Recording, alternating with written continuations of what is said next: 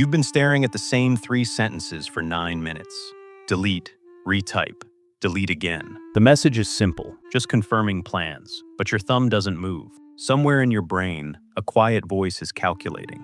Tone, implications, what they'll think, what comes after. Your friend would have sent this in 4 seconds, typed and gone. But you're stuck in a loop most people don't know exists, reading and rereading, adjusting punctuation like it's a legal document, wondering if sounds good is too casual, if an exclamation point seems too eager, if the period makes you sound cold. And here's the thing nobody tells you. This isn't insecurity. It's not overthinking in the way people use that word, like you're inventing problems that don't exist. You're processing layers of meaning most brains skip entirely, layers they don't even see. And those layers reveal something about how you're wired that researchers are only beginning to understand. You've probably tried explaining this before. I just think about what I'm saying. And people look at you like you admitted something sad, like you're stuck in your head, like life is passing you by while you're worried about punctuation. But that's not what's happening.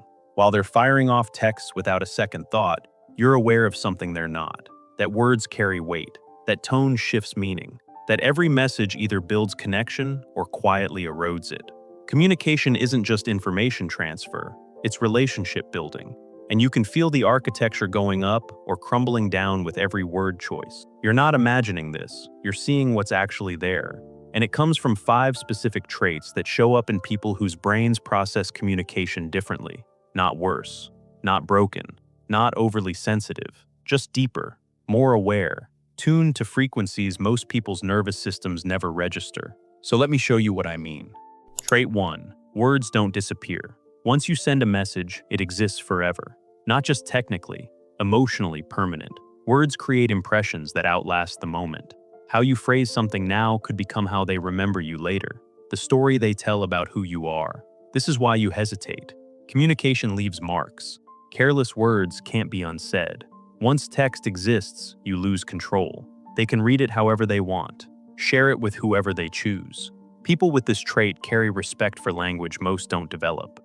They understand words have real power. They shape perception, create connection, or destroy it. When you're typing, you're creating a permanent record of who you are in this relationship, this moment. And you want that record to be true, thoughtful. This isn't impression management, it's integrity. You want your words to reflect your intentions, to be understood the way you mean, not misread, not turned into something you never intended. Your awareness of language's permanence isn't fear, it's respect. Deep respect for the power of words, and the responsibility of using them intentionally. Trait 2. You map conversations before they happen. When you type a response, your brain runs simulations. Illustrative, showing the process. If I say this, they respond with that, which opens this topic, which leads here. So maybe phrase it differently. You're playing chess while everyone else plays checkers. This is relational forecasting, seeing how communication ripples through relationships across time, creating futures that haven't happened yet. You've deleted entire paragraphs because you saw the trajectory.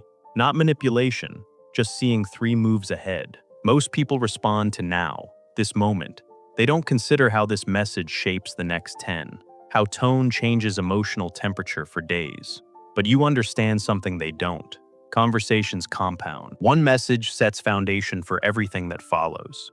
And you're aware of that weight every single time.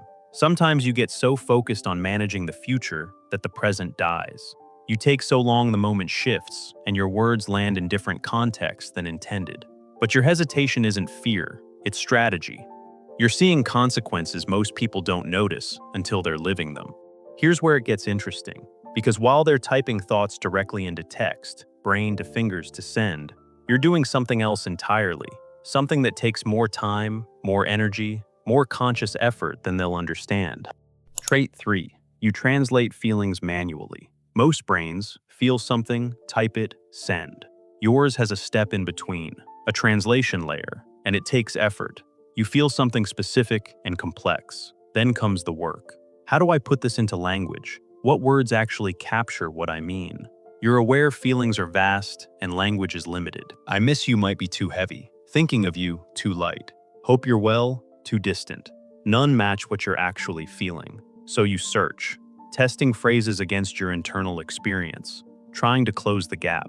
This shows up in people who care about being understood accurately, not quickly, accurately. Most people prioritize speed. They'd rather send something close enough immediately than something precise eventually. But you're wired differently. You want your words to mean what you actually mean, and that precision takes time. It takes sitting with a message for 9 minutes while your brain searches for the right frequency. You're not being perfectionist, you're being honest. And honesty in emotional communication is rare. Slightly lonely, shift in atmosphere. The room is full and somehow you're the only one in it. That's what it feels like texting someone who matters, when you realize they're not doing any of this. They're sending quick, careless messages because text doesn't carry weight for them. And that weight comes from something most people don't experience. Trait 4. You carry entire relationships inside a single message. You don't just text the person, you text the history. Best friend? Casual. Boss? Measured. Someone you're falling for? Careful. That's not just code switching. When you type, you're holding everything at once. What's been said, what hasn't, where things stand, what could shift. Every message feels like a small turning point. You notice pattern changes most people miss. They usually use emojis. Today they didn't. They normally reply fast. Now it's slow. Their tone feels flatter. Most people treat texts like logistics, updates, plans, quick replies.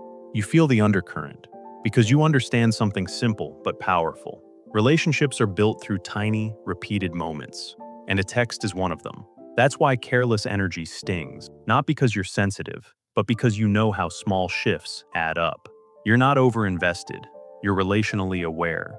And that kind of awareness, it's rare. Trait 5. You hear language like music. Here's what happens in your brain that doesn't happen in most. Someone texts you, "I'm fine." Just those 2 words with a period at the end. Your nervous system registers coldness, distance, a door closing. Same words, but now with an exclamation point. "I'm fine." Everything shifts. Too bright, too forced, like someone smiling through pain. Same words again, but trailing off with dots. "I'm fine." Now there's weight, hesitation, something they're not saying. You're not reading these differently because you're analytical. You're feeling them differently because your brain is wired to process emotional frequency, not just semantic meaning. Dr. Elaine Aron documented this in thousands of subjects over 20 years. Roughly 1 in 5 people experience language this way, as texture, temperature, emotional color. The other 80%? They genuinely don't feel the difference. To them, okay and okay are identical. To you, they land in completely different places in your chest. This is why you compose text like compositions. You're not choosing words, you're arranging emotional notes, adjusting the melody so it matches what you actually mean. And the strange part? Once your brain learns to hear these frequencies, it never stops. You can't turn it off, can't decide to stop noticing.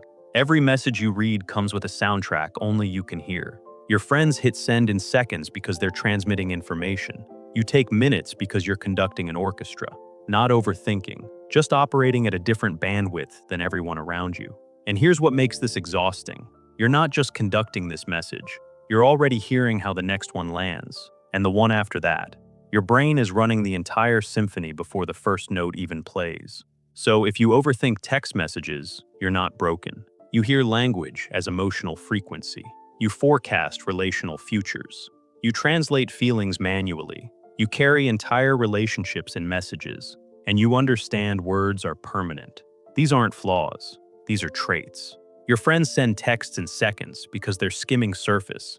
You take minutes because you're processing tone, subtext, relational impact, emotional accuracy, future implications, all at once. That's not overthinking. That's operating at a frequency most people can't hear. The people who matter will understand eventually. They'll stop telling you to just send it. They'll realize you're doing something valuable, something rare. You don't owe anyone an explanation for the care you put into words. Your process is yours. Your depth is real. And the way you communicate, thoughtful, intentional, aware, that's not something to fix. It's something the world needs more of. Which trait landed hardest? Drop a number, 1 through 5. You're not alone. Millions are sitting with unsent messages right now, doing exactly what you do, caring about words in a world that forgot how much they matter, seeing depth where others see surface, feeling weight where others feel nothing. You're not too much. You're exactly what communication was supposed to be, before everyone started treating it like it's disposable, before speed became more important than meaning, before efficiency killed intentionality. That's not a flaw. That's a gift the rest of us forgot we needed.